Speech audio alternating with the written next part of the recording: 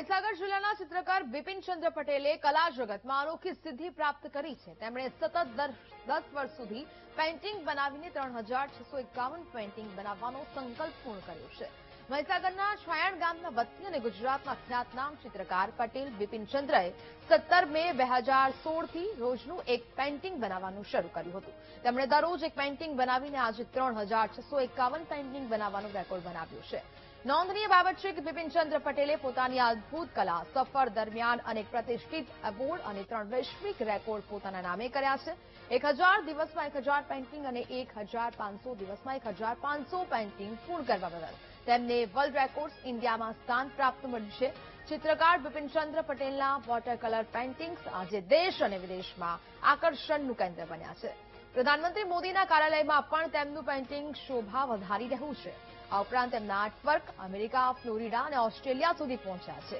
તેમજ તાજેતરમાં ઉઝબેકિસ્તાનના એક જાણીતા લેખિકાએ પણ તેમના 3 પેઇન્ટિંગ્સ ખરીદીને વૈશ્વિક સ્તરે ગુજરાતની કલાનું ગૌરવ વધાર્યું હતું।